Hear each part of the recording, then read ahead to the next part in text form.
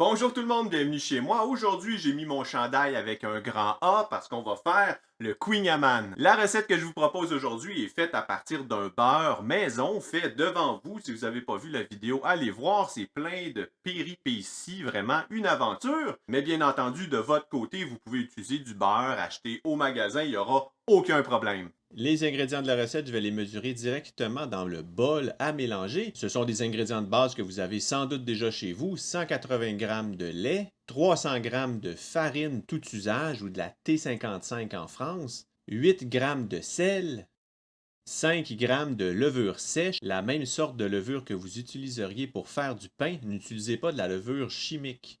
Et finalement, l'ingrédient vedette de cette recette, le beurre. Un beurre que j'ai fait moi-même à la maison, un beurre de culture. Un beurre de culture, ça a un goût un peu plus acidulé qu'un beurre normal et aussi un goût beaucoup plus développé. De votre côté, si vous n'avez pas de beurre de culture, vous pouvez utiliser un beurre normal acheté au magasin. On en utilise 20 g à cette étape-ci, mais gardez votre morceau de beurre pas trop loin parce qu'on va en ajouter beaucoup plus tard dans la recette. 3 minutes de pétrissage à la première vitesse, ça va mélanger tous les ingrédients ensemble. Ensuite, 6 minutes à la deuxième vitesse, ça va bien pétrir votre pâte. Après le pétrissage, je me déplace de mon côté vers ma table à cuisine qui est en bois, parce que la table ici est en acier inoxydable et ça ne donne vraiment pas de bons résultats quand j'utilise mon rouleau à pâte. La pâte, justement, je la pétris un tout petit peu plus et je la forme en boule, une boule un peu cylindrique. Ça va nous aider plus tard quand va venir le temps de l'aplatir avec le rouleau. La pâte, très importante, on ne veut pas qu'elle sèche et qu'une petite croûte se forme à sa surface. Donc, je la place dans un film comme ça. Conservez votre pâte à vos côtés lors de la prochaine étape. Elle va gonfler un tout petit peu, mais ça va être très rapide, vous allez voir. La prochaine étape, c'est la préparation du beurre. On va en utiliser 240 grammes. Queen Amman voudrait en fait dire gâteau aux calories, non, gâteau au beurre. Queen Amman. Alors comprenez qu'il y en a beaucoup dans la recette. Ce qu'il faut faire avec notre beurre, c'est le façonner de façon à pouvoir l'intégrer en étage par-dessus notre pâte. Une bonne façon pour avoir un beurre d'épaisseur uniforme et de forme rectangulaire assez grande, c'est de le placer dans un... Ici, j'utilise un papier ciré. Vous allez voir, ça ne fonctionne pas vraiment. Utilisez plutôt un papier sulfurisé de votre côté. Il va moins déchirer que le papier ciré. Et le beurre que j'utilise ici, si vous avez suivi la vidéo dans laquelle je le prépare, c'est un beurre qui m'a posé beaucoup de problèmes lors de sa création, de telle sorte que je n'ai pas pu vraiment en extraire tout le bas beurre, le petit lait qui se trouve dans le beurre, un liquide donc. Et maintenant que j'essaie de l'écraser avec mon rouleau, eh bien tout ce liquide refait surface et le revient me hanter. C'est le mois de l'Halloween après tout, c'est le concept, le beurre qui hante les boulangers. Je vous rassure, je n'ai pas été blessé par cette expulsion de liquide. Ça ne s'est pas rendu jusque dans mes yeux, même si je le sais très bien que c'était mes yeux qui étaient visés par ce beurre maléfique.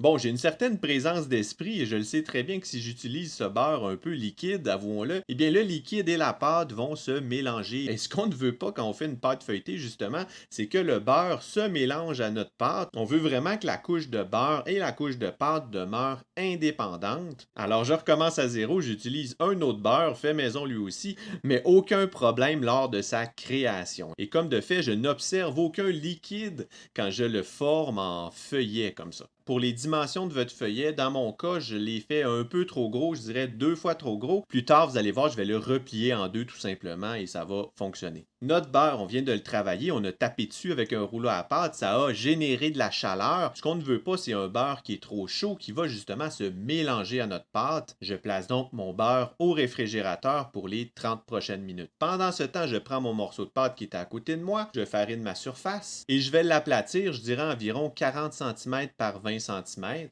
Essayez d'avoir autant que possible des angles droits dans vos quatre coins. Dans mon cas, vous voyez, c'est un peu arrondi, ce n'est pas parfait, mais ça ne m'empêchera pas de faire la recette. La pâte, on va la placer dans un film, la même raison que tout à l'heure, on ne veut pas qu'une croûte se développe à sa surface. Et cette pâte va aller rejoindre mon beurre au réfrigérateur pour les 30 prochaines minutes. Le fait que la pâte soit un peu aplatie comme ça va accélérer son refroidissement. La surface de contact est plus grande. 30 minutes plus tard, je sors tout de mon réfrigérateur, ma pâte, mon beurre. Et maintenant, on va faire un peu comme quand on fait des croissants, on va les superposer les uns aux autres.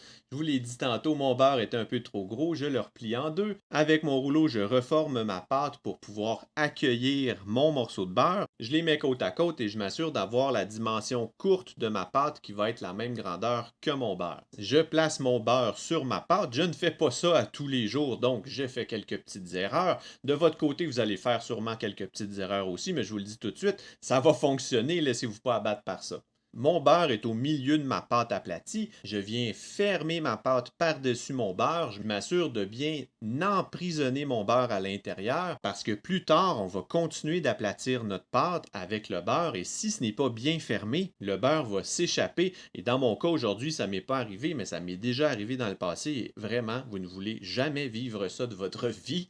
Donc, le seul conseil que je peux donner, c'est fermez bien votre pâte. J'utilise mon rouleau pour bien sceller le tout. À présent, je vais rouler ma pâte avec le beurre, je vais l'allonger de façon à pouvoir la replier sur elle-même plus tard. Vous allez voir, je vais faire un tour simple. J'allonge ma pâte environ la longueur de mon rouleau. On tente autant que possible de conserver nos angles droits à chaque extrémité. Dans mon cas, je n'ai pas vraiment réussi. Et on va plier notre pâte en trois si on veut. Donc, je fais un premier rabat jusqu'aux 2/3 de ma pâte. Et le petit bout qui reste, je le ramène sur le dessus. Assurez-vous de ne pas avoir de chevauchement dans vos plis pour que tout soit vraiment uniforme. Une fois le pli bien effectué, je vais venir appliquer un peu de pression pour bien souder le tout ensemble. Je réutilise mon rouleau, mais à cette étape-ci, ma pâte a beaucoup réchauffé. Et oui, plus tard, on va devoir faire exactement la même chose, un autre tour simple comme on vient de faire, mais pour que ça fonctionne mieux et que ça ne déchire pas, ce qu'on est mieux de faire, c'est de replacer tout ça au réfrigérateur durant 30 minutes.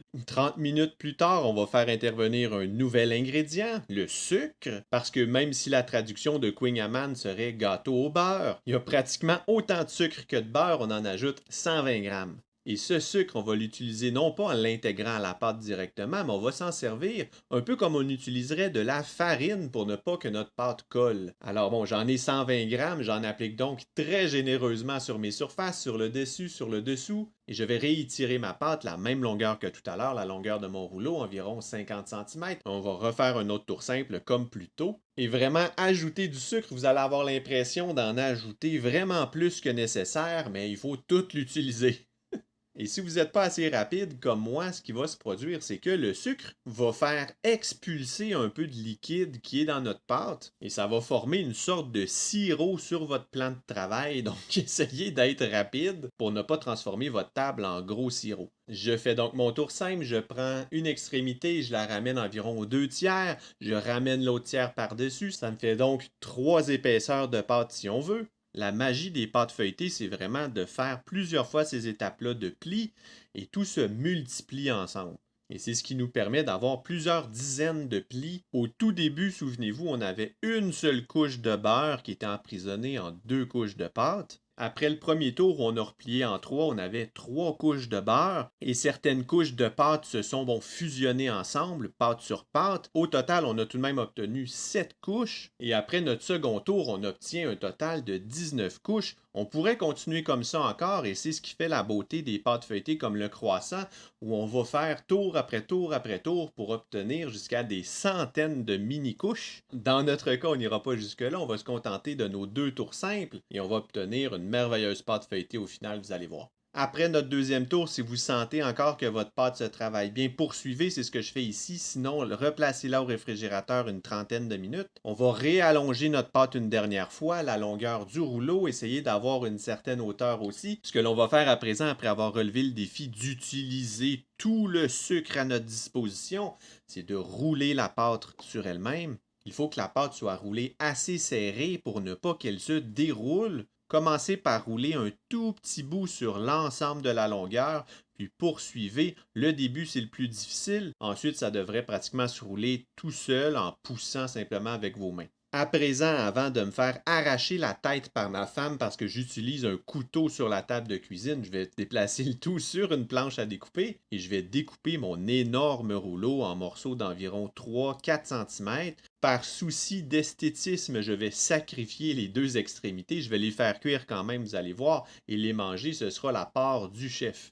Pour la cuisson, je vais utiliser un moule à charnière dans lequel je vais regrouper tous mes morceaux ensemble. Ce que vous pourriez faire aussi, c'est les faire cuire de façon individuelle, en les plaçant sur une plaque à muffins, par exemple. Mais dans mon cas, j'aime bien l'effet de tous les voir ensemble côte à côte et les voir fusionner un peu. J'ai plusieurs moules à charnière et je ne savais pas lequel utiliser. J'ai pris la mauvaise décision, ça arrive. Mon instinct me disait d'essayer d'avoir le moins d'espace possible, alors j'utilise un moule plus petit, tout fonctionne bien. Certaines personnes vont aller jusqu'à ajouter encore du sucre sur le dessus. Dans mon cas, je me suis gardé une petite gêne, j'ai laissé le tout tel quel. Prochaine étape, on laisse pousser notre pâte à température ambiante, idéalement quand même un peu chaud à 26-27 degrés Celsius. Dans mon cas, pour être honnête, chez moi, il ne faisait que 22 degrés Celsius et j'ai quand même fait la recette. J'ai laissé un peu plus de temps. Aux températures plus chaudes que je parlais, ça aurait été 1h30. Dans mon cas, j'ai laissé 2 heures. 2 heures plus tard, on peut observer le petit sirop qui se forme sur le dessus, mais aussi en dessous.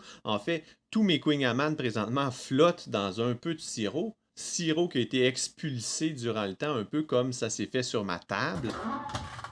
On enfourne le tout à 180 degrés Celsius ou 350 degrés Fahrenheit durant 40 minutes. 15 minutes plus tard, je vous montre à quoi ça ressemble. On voit vraiment le sirop qui se forme sur le dessus. Tout ça va caraméliser sur place. Ça va donner une texture, un goût exceptionnel à notre produit. Et mon moule à charnière n'est pas tout à fait étanche, alors une grosse flaque de sirop graisseux plein de beurre se forme dans ma plaque. Nous en sommes à la 40e minute de cuisson. La couleur n'est pas tout à fait à mon goût. J'ai tout ce beau liquide dans le fond qui traîne. Alors ce que je vais faire, je vais prendre ce liquide et le réappliquer sur mes Queen Amman. On ne pourra certainement pas dire que du sucre ou du gras s'est perdu dans ma recette. Et je replace le tout au four. Ici, je vous montre, c'est à la 55e minute. On voit bien le développement des couleurs. Dans mon cas, j'ai l'impression que tout mettre dans le même moule nécessite plus de temps. La recette que je regardais, c'était 40 minutes. Mais bon, de mon côté, ça a peut-être plus avoisiné les heures. Et justement, après 1 heure, je vous présente à quoi ça ressemble. J'ai certains de mes rouleaux de Queen Amman qui ont poussé plus que les autres, alors ils vont chercher une hauteur. Et cette extrémité-là prend plus de couleurs. Ça donne un bel effet quand même. Et je déplace le tout, du moins j'essaie, dans une assiette de service.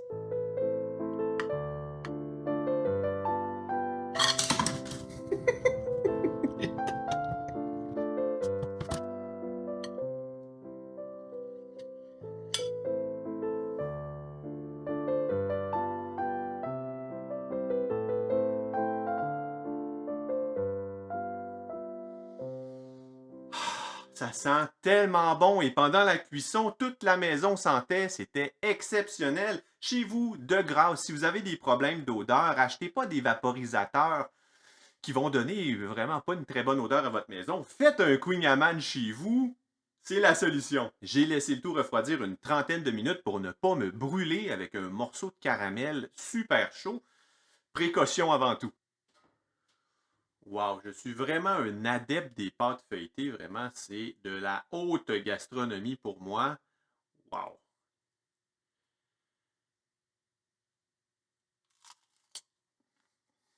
Mmh. Wow, c'est c'est comme un... Ça a la texture d'un croissant. Une beaucoup trop grosse bouchée, comme à mon habitude. Ce que j'allais dire, c'est que c'est un peu la texture d'un croissant, mais beaucoup plus riche et le goût aussi beaucoup plus riche. Vous avez vu la quantité de beurre qui rentre dans cette recette et aussi le sucre qui, avec la longue cuisson, s'est transformé en délicieux caramel. Sur le tour, le feuilleté, c'est devenu comme des bonbons. Wow! Et le centre, comme je vous dis, beaucoup plus moelleux. Wow! Pendant que ça fiche 2 vidéos ici qui pourraient vous intéresser, vraiment, si vous avez jamais goûté un Queen Amman de votre vie, vous avez vu la recette, oui, comporte certaines technicalités, mais si je suis capable de le faire, vous l'êtes aussi. Et comme toujours, prenez soin de vous. À la prochaine. Bye bye!